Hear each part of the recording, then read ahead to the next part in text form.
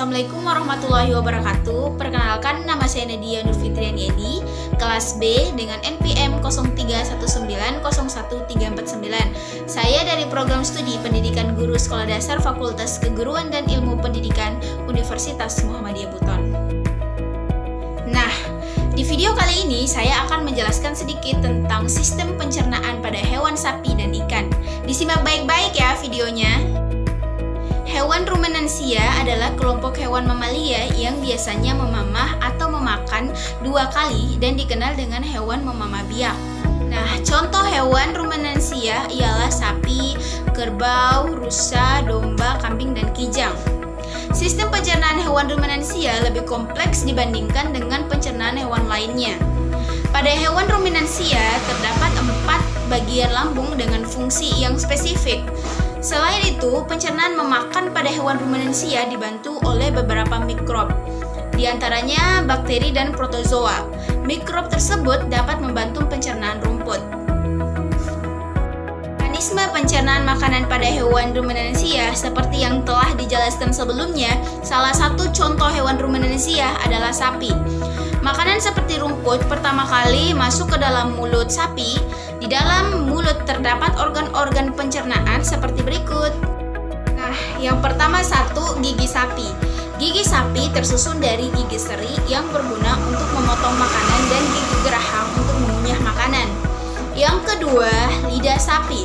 Lidah sapi berguna untuk merenggut rumput atau makanan dan mendorong makanan yang sudah dikunyah menuju lambung. Nah, yang ketiga, saliva sapi merupakan cairan atau enzim khusus yang dihasilkan oleh kelenjar khusus pada sapi yang kemudian disalurkan ke dalam rongga mulut. Saliva berperan dalam proses pencernaan kimiawi. Lambung sapi berbeda dengan lambung manusia, ukurannya jauh lebih besar. Lambung sapi merupakan organ pencernaan yang sangat penting bagi sapi. Lambung sapi terdiri atas 4 bagian, yaitu rumen, retikulum, omasum, dan obomasum. Oleh karena itu sapi dikatakan memiliki 4 perut. Nah, setelah melewati seluruh proses pencernaan makanan di dalam obasum, makanan bergerak menuju usus halus. Panjang usus halus seekor sapi dewasa dapat mencapai 40 meter. Di dalam usus halus terjadi proses absorpsi dan fermentasi. Selanjutnya, sisa-sisa makanan akan dikeluarkan melalui anus. Kemudian yang kedua, sistem pencernaan pada ikan nila. Nah, sebelum itu kita harus tahu dulu nih, apa sih pencernaan itu? Pencernaan adalah proses penyederhanaan makanan melalui mekanisme fisik dan kimiawi, sehingga makanan menjadi bahan yang mudah diserap dan diedarkan ke seluruh tubuh melalui sistem peredaran darah. Itu menurut Vinjay 2004. Berikut ini adalah gambar sistem pencernaan pada ikan nila. Pencernaan pada ikan nila berlangsung secara fisik dan kimiawi. Pencernaan secara fisik dimulai dari bagian rongga mulut, yaitu dengan berperannya gigi dalam proses pemotongan dan penggerusan makanan. Pencernaan mekanik juga berlangsung di segmen lambung dan usus, yaitu melalui gerakan kontraksi otot pada segmen tertentu. Pencernaan mekanik di dalam lambung dan usus terjadi lebih efektif karena adanya peran cairan digestif. Adapun sistem organ pencernaan pada ikan nila terdiri atas sebagai berikut. Nah, yang pertama mulut atau rongga mulut. Rongga mulut diseliputi oleh sel-sel penghasil lendir yang berperan mempermudah jalannya makanan ke segmen berikutnya. Dan juga terdapat organ pengecap biang makanan. Pada sebagian ikan ada memiliki semacam lidah, yaitu suatu penebalan pada bagian depan tulang arioden yang terdapat di dasar putih. Lidah diseliputi oleh sel-sel epitelium yang kaya akan sel-sel mucus dan organ pengecap. Nah, kemudian yang kedua, faring pada kelompok ikan filter feeder. Proses penyaringan makanan terjadi pada segmen faring karena tepis insang mengarah ke segmen faring. Lapisan permukaan faring hampir sama dengan rongga mulut dan kadang masih ditemukan organ pengecap. Jika material yang dimasuk bukan makanan, maka material itu tidak akan dibuang melalui celah insang. Itu menurut Vinjay 2004. Esophagus.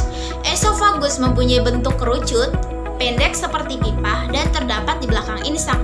Pada organ esofagus mengandung lendir yang berfungsi untuk membantu penelanan makanan. Yang keempat, lambung. Lambung pada ikan mempunyai dua fungsi, yaitu sebagai penampung makanan dan sebagai pencerna makanan. Yang kelima, pilorus. Pilorus merupakan segmen yang terletak antara lambung dan usus depan. Pada segmen pilorus berfungsi sebagai pengatur pengeluaran makanan dari lambung ke segmen usus. Kemudian yang keenam, usus. Usus merupakan segmen terpanjang dari saluran pencernaan. Pada bagian depan usus terdapat dua saluran dan ada yang satu saluran.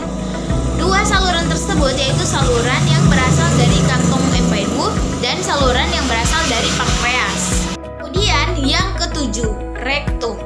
Rektum merupakan segmen saluran pencernaan yang paling terujung. Segmen ini berfungsi sebagai penyerap air dan ion. Sedangkan pada larva ikan, selain sebagai penyerap air dan ion, rektum juga sebagai penyerap protein. Yang kedelapan, anus. Anus merupakan ujung saluran pencernaan. Pada ikan bertulang sejati, anus terletak di sebelah depan saluran genital. Kemudian yang kesembilan, kelenjar empedu. Kantong empedu atau disebut dengan vesica vilea, organ tersebut terletak di sekitar hati dan berwarna hijau kebiruan. Kantong empedu berfungsi menampung cairan empedu. Jika kekurangan cairan empedu dapat menurunkan kecernaan lemak dan kekurangan vitamin-vitamin yang hanya larut dalam lemak, seperti vitamin A, vitamin D, vitamin E, dan vitamin K. Kemudian yang terakhir, yang ke-10, kelenjar pankreas. Pankreas terletak berdekatan dengan usus depan lambung. Saluran pankreas bermuara pada usus depan dan warna kekuning-kuningan. Pankreas mempunyai dua tipe sel. Yang pertama adalah sel eksokrin yang berfungsi untuk mensintesis enzim. Hal utama pankreas eksokrin adalah enzim-enzim pencernaan seperti protosea, amilase, kitinase, lipase, dan sel yang kedua adalah sel endokrin yang berfungsi untuk mensintesis hormon. Nah, itu adalah sedikit tentang penjelasan video saya untuk memenuhi tugas mata kuliah Pendidikan IPA Sekolah Dasar. Semoga video ini bermanfaat dan bisa menjadi referensi untuk teman-teman sekalian. Demikian dan wassalamualaikum warahmatullahi wabarakatuh.